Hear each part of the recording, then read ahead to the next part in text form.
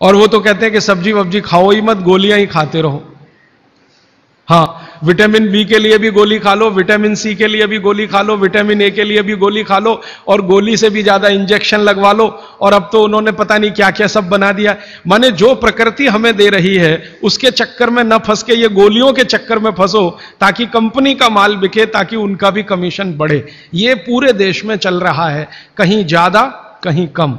मैं आपको विनम्रतापूर्वक ये कहने आया कि जिस चिकित्सक को भगवान मानकर आप उसके पास जाते हैं, पैसे भी देते हैं, फीस भी देते हैं, लेकिन वो दवा आपको देता है कमीशन के आधार पर कि ज्यादा कमीशन है तो ये दवा लिखनी है, नहीं तो नहीं लिखनी। और भारत की सरकार बिल्कुल भी फेल हो चुकी है इस कमीशन खोरी को रोकने में। और मेडिकल काउंसिल ऑफ इंडिया के पास ऐसा कोई कार्यक्रम नहीं है कि डॉक्टरों की कमीशन खोरी पर वो कंट्रोल कर सके। जो शपथ लेकर डॉक्टर निकल रहे हैं उसके ठीक उल्टे काम वो अपने जीवन में कर रहे हैं। एक शपथ उनको दिलाई जाती है, वो शपथ लेकर निकलते हैं, उसमें बड़ी बड़ी बातें हैं, लेकिन जीवन ठीक उसका उल्टा है। तो ये सब बातों को ध्यान में रखकर मुझे ऐसा लगा कि भागवत जी की बात जो वो कहते हैं कि 85% जो जीवन की चिकित्सा है वो हर व्यक्ति स्वयं कर सकता है, 15% के हिस्से में विशेषज्ञ की जरूरत है। तो मुझे लगा कि जो 85% है वो तो जानो, और वो जानने के लिए 5-6 साल जो काम किया मैंने, उसमें से कुछ सूत्र मैंने निकाले। भागवत जी के 7000 सूत्र हैं, सभी सूत्रों पे बात करूं तो कम से कम तो महीना सवा महीना लगता है, वो भी रोज 3 घंटे बात करूं तो मैंने कहा और सोचा कि इतना समय किसी के पास भी नहीं है और शायद मेरे पास भी नहीं है, तो इनमें से कुछ सूत्र हैं जो बहुत जरूरी लगते हैं, वो निकालो। तो भारत में जैसे मैंने हार्डीकर जी का नाम लिया, उनकी मैंने मदद ली इसमें, और हार्डीकर जी के बराबर के कई ऐसे वैद्य हैं, उनकी मदद मैंने ली। और मैंने कहा कि आप मुझे बताओ ये सूत्र ये सूत्र ये सूत्र ये सूत्र बहुत ही जरूरी है, बिना इसके आदमी का जीवन ही नहीं चलेगा, ये पहले मुझे बता दो। तो उन्होंने बताना शुरू किया, तो वो 7000 से घट के 3000 तक आए। फिर मैंने कहा ये 3000 में मुझे बताओ, तो 3000 से 1000 पर आए, फिर 500 पर आए, फिर 500 से 50 पर आ गए। और वो 50 के बाद भी उन्होंने कहा अगर तुम ये 50 भी नहीं बता सकते तो ये 15 तो जरूर बता दो। तो मैं तो आपको 50 तो कम से कम बताने ही वाला हूं, क्योंकि अगले 5-6 दिन मेरे पास समय है। लेकिन उन 50 में जो 15 हैं वो सबसे महत्वपूर्ण हैं, भागवत जी खुद मानते हैं, और उनके नीचे के जितने भी विशेषज्ञ हुए हैं पिछले हजारों सालों में वो भी मानते हैं कि ये सबसे महत्वपूर्ण सूत्र हैं। उसमें से पहला सूत्र मैं बात शुरू करता हूं। आपके पास अगर कागज पेन हो तो जरूर निकाल लीजिए, नोटबुक है तो बहुत अच्छा होगा, डायरी है तो बहुत ही अच्छा होगा, क्योंकि पता नहीं दोबारा कब कौन व्यक्ति इस विषय पर आपसे बात करने आएगा। और अगर नहीं है कागज पेन कॉपी तो भी चिंता मत करिए, क्योंकि मैंने पिछले कुछ वर्षों में काम करते करते ये सूत्रों को किताब में भी लिख डाला है। मैंने किताब बना दी है, भागवत संहिता जो है, माने भागवत जी की अष्टांग हृदयम और अष्टांग संग्रम, इनके सूत्रों को कलेक्ट करके सेलेक्ट करके 3 भाग में एक पुस्तक बनाई है, पार्ट 1, पार्ट 2, पार्ट 3, अष्टांग हृदयम, भाग 1, भाग 2, भाग 3। मूल लेखक भागवत जी हैं, मैंने सिर्फ सिलेक्शन किया है और सिलेक्शन के साथ आज के हिसाब से उसको थोड़ा विश्लेषित किया है। जैसे मैं एक उदाहरण दूं तो आपको मेरी बात समझ में आए। भागवत जी ने एक सूत्र लिखा, अब मैं संस्कृत में बात नहीं करूंगा क्योंकि समय बढ़ जाएगा। एक सूत्र उन्होंने लिखा कि भोजन को बनाते समय, इसको माताएं बहनें सब बहुत ध्यान से सुने, पुरुष भी सुने तो अच्छा है।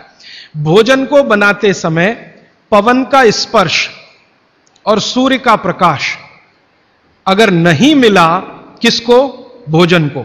जिस भोजन को आप बना रहे हैं या पका रहे हैं, उसको पकाते समय पवन का स्पर्श और सूर्य का प्रकाश नहीं मिला, वो भोजन कभी नहीं करना। क्यों? तो वो आगे लिखते हैं ये भोजन नहीं विष है। और फिर आगे लिखते हैं कि दुनिया में 2 तरह के विष हैं।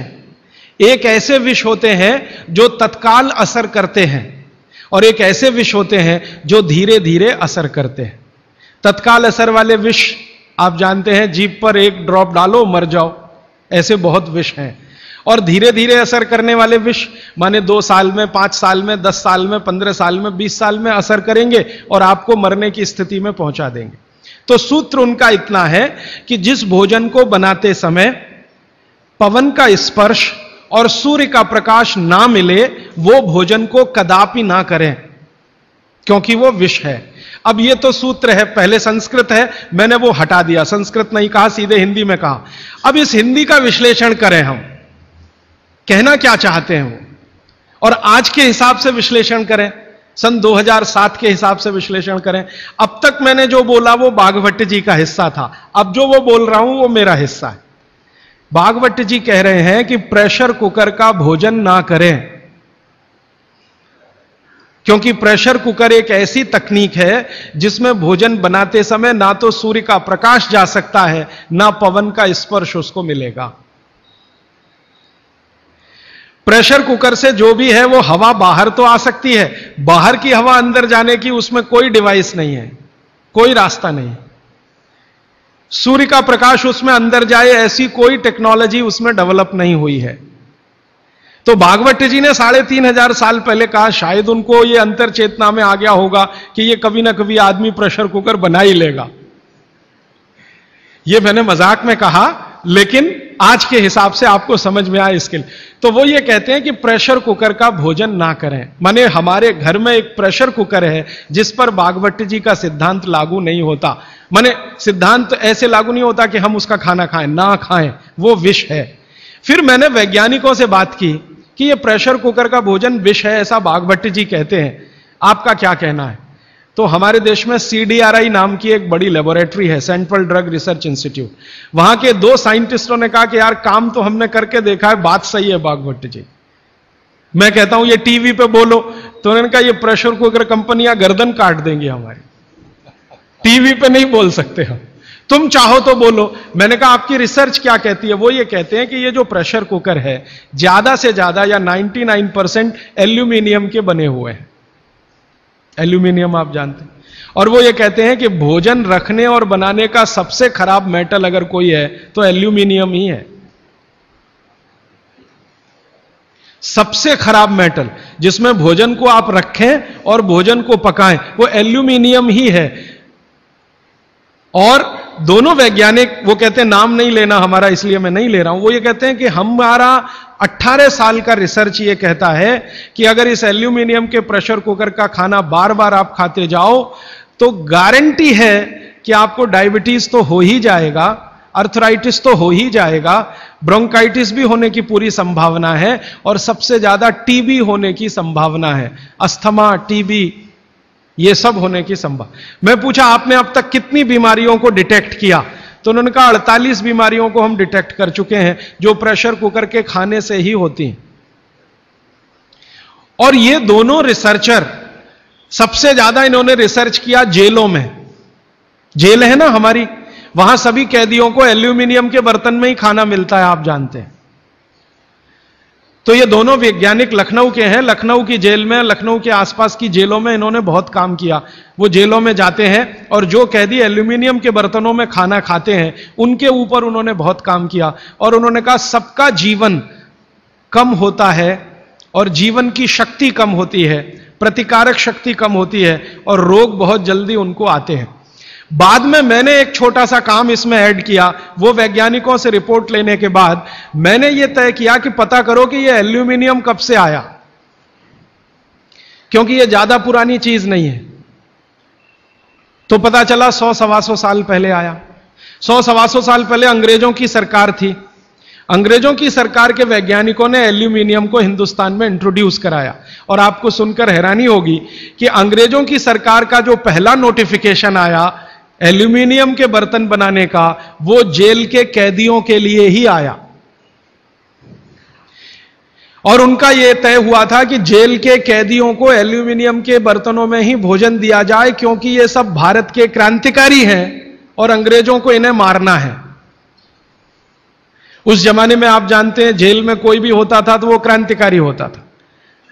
भगत सिंह हो या उधम सिंह, चंद्रशेखर हो या अशफाक उल्लाह, राजेंद्र नाथ लाहिड़ी हो या ठाकुर रोशन सिंह, ये सब तो क्रांतिकारी थे जो जेलों में जाया करते थे अंग्रेजों के जमाने। इनको जानबूझकर एल्यूमिनियम के बर्तन में ही खाना देना है ताकि ये जल्दी मरे या मरने की स्थिति में आ जाए। तो समझबूझकर अंग्रेजों की सरकार ने एल्यूमिनियम के बर्तन इस देश में इंट्रोड्यूस किए। अब परिणाम क्या हुआ? अंग्रेज तो चले गए, लेकिन जेलों में आज भी यह नियम चल रहा है कि भोजन एल्यूमिनियम के बर्तनों में ही दिया जाएगा। अंग्रेज चले गए, फिर भी यह काम चल रहा है। और अब मुश्किल यह हो गई है कि वो जेलों से हमारे घर में आ गया, और हमारे घरों से ज्यादा गरीबों के घर में आ गया। ज्यादा गरीब लोगों के भोजन तो सारे एल्यूमिनियम के बर्तनों में ही बन रहे हैं, और वो बेचारे बिना जाने बूझे ट्यूबरकुलोसिस और अस्थमा जैसी बीमारियों के शिकार हो रहे हैं। तो भागवत जी का सूत्र तो बहुत सरल है, सिंपल है कि जो भोजन को बनाते समय सूर्य का प्रकाश या पवन का स्पर्श ना मिले वो भोजन कभी नहीं करना। मैंने उदाहरण के लिए आपको समझा दिया कि प्रेशर कुकर का भोजन नहीं करना क्योंकि ये जहर है। एक और चीज है अपने घर में, रेफ्रिजरेटर। रेफ्रिजरेटर भी एक ऐसी वस्तु है, एक ऐसी डिवाइस है, एक ऐसी टेक्नोलॉजी है जिसमें सूर्य का प्रकाश नहीं जा सकता, पवन का स्पर्श भी नहीं हो सकता। और एक तीसरी चीज है अपने घर में, माइक्रोवेव ओवन। इसमें भी सूर्य का प्रकाश नहीं जा सकता, पवन का स्पर्श नहीं हो सकता। मतलब सीधा सा यह है कि आधुनिक तकनीकी से बनी हुई चीजें जो हमारे घरों में आई हैं पिछले 15-20 वर्षों में, भागवत जी के अनुसार इनमें रखा हुआ पकाया हुआ भोजन विष है, तो ना करें।